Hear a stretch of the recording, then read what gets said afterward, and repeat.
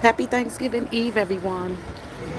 Man, I got to go back to work. But anyway, before I go back into the workplace, I just wanted to come and chat with you all. I just want to give God thanks for living through another Thanksgiving season and thanking Him for His goodness, mercy, favor, His grace, His kindness, and everything that He has bestowed upon me.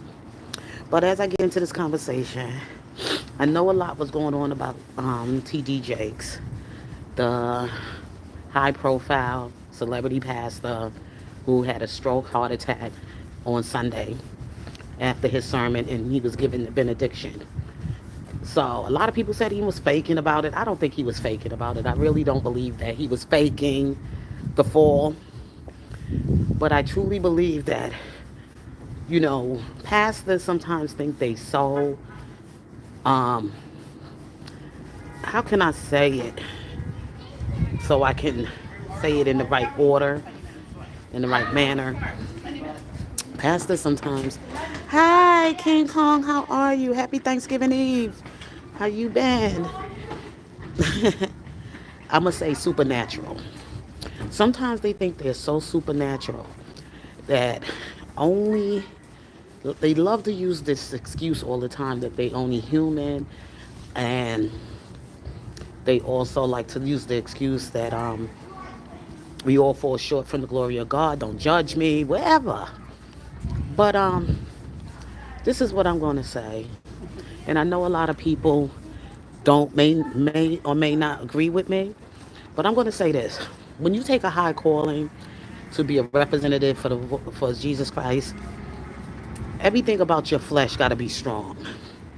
You have to be strong against your flesh. You have to always remember to think more highly spiritually. You always got to stay in tuned and attuned with God on every level. Everywhere you go, everywhere you walk, your mind got to be on the Lord. You have to stay in your word, walk with your word. Your word got to be on your heart. Like you got to be a Bible yourself. You have to just know every script, know something for every scripture. Every scripture got to be a part of your walk with life. You're always on call. You never know when the enemy's going to attack. So you got to be prayed up and you got to be ready. You always got to be ready on the battlefield. Don't get yourself caught off guard. Now, the thing I'm saying about T.D. Jakes is that he knows this. He's been in ministry for how many years? 30 whatever years or more. And not only just that, but just even from his upbringing, from his youth, from his beginning and his humble beginnings. He knows this, that you can't be in the company of certain type of people without being looked upon as you doing what they're doing. Attaching yourself to going to parties with, we know, with Diddy. Reputation. And of course, people's minds are going to wonder, why would a minister or a man of his status be in a place like that? Even though I might say maybe it's innocent, he's just going out, he's a human being, he's allowed to have fun. Not when you're a pastor.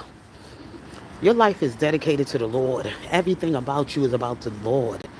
And when you're about your father's business, you take care of your father's business in your father's house. When you call souls to Christ. Now, if you wanted Diddy to come to your church and you want to pray for Diddy and you want to pray for the people Diddy attached to or his company of friends or whatever, let them come to your church, get prayed for before they start their event or go to their, and then maybe when they get there, something might touch them from the word you gave them and make them turn from whatever trouble they was about to get themselves involved in. But no, you didn't do that. You joined in with them. You can't do that as a pastor. I'm sorry, you just can't. Even though you might have not done anything there, like they saying they're accusing you of. Maybe nothing sexual happened or whatever. You wanted to be there. You wanted to be in the company of the elites and of the rich and famous, and you got caught up in the mess with them. You just got to be careful. That's what I'm saying. But anyway, moving on. Now these allegations are coming out against him. This lawsuit with this guy named Youngblood. Just found out about him. Didn't know nothing about him until now. All of a sudden, this is popping up in the news and everything about a lawsuit that he was some allegations that he was sexually involved in some sex abuse, or he violated this man, or whatever the thing is all about. And I said, the man got a rap sheet so long. This young blood character got a rap sheet so big with sexual abuse against minors. And the part about it is that I'm telling everybody, even though his reputation is known as a sex offender, and especially towards minors, young boys, while he was counseling them, he was taking advantage of them. And as it goes down the line, the whole thing of his criminal behavior, okay, his perversion, and him being a pedophile, um, how they broke it down and everything, and how they talked about it. And they gave all the things that he was accused of. Young blood, I'm talking about now. So I'll say this. When he was accused of these allegations and he was convicted on them, he said he pleaded guilty. He pleaded guilty to every count of his sexual abuse acts. Guess what? That makes him not a liar. Even though he's a criminal, a sexual offender, criminal, he's not a liar because he pleaded guilty. He didn't sit up there and say he plead not guilty. He says I'm guilty. So what makes you think that just because T.D. Jakes is such a famous pastor and he got all of this reputation of doing of running with the greats and with the high elites and the money and all this other stuff, that he's going to win this battle against this small dude named Youngblood, who's really a nobody? He didn't become nobody until he came out with a claim against T.D. Jakes.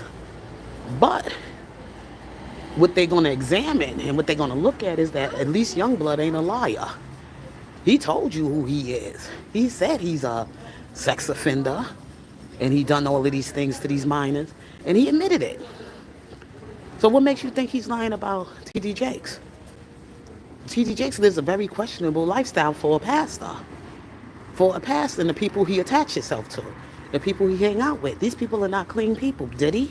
He's in a whole lot of stuff with parties and committing certain acts or whatever.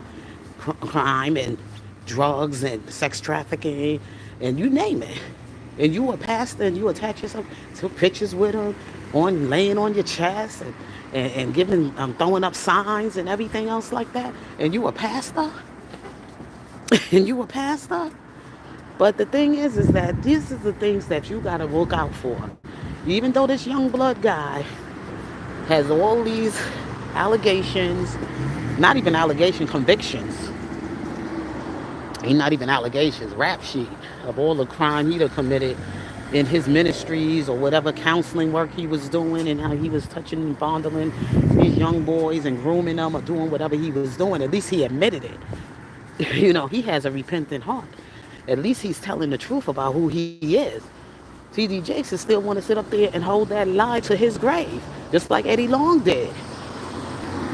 Just like Eddie Long did. And just because they got money and they powerful and sit in high positions, they could fall, and they're going to fall hard. And he ain't going to be the only one going down by himself, because there's some more that's going to be thunder tumbling along with him. And it's coming. Like I said, Jamal Bryant, his time is coming too. He still haven't repented. It's getting up there being a minister in front of the people, and then you want to sit up there and keep making error after error after error. After a while, people get tired of that. I get tired of it. Okay, I'm tired of it. And how it's destroying so many lives, because when you're falling and you got a weakness, it's time for restoration. It's time to just step aside and let God take care of you, or God take care of whatever got to replace you there until you get well. It's time for restoration. We know that we were man. We know that the flesh could get weak sometimes. But that's why you got to pull yourself away before it really gets bad. Because the storm is coming. The storm is coming. And that's what pastors got to understand. Sometimes it can be overwhelming and tiring. You carrying everybody's problems because you're a human being too. And you got your own stuff you're dealing with. And that's when you need to take a break. When you fall from that word, it's time to sit up, Stand up to your congregation and let them know, pray me through this. I'm going through something, so I'm going to have to go on restoration. Even Christ had to do that. He had to do it. But we're going to get into that conversation some other time. But you all have a happy and healthy Thanksgiving. And if God's willing, I may come back tonight. Um, and we could finish this conversation. I just wanted to talk to you while I was on my break. So you all be blessed and continue to be a blessing. Peace.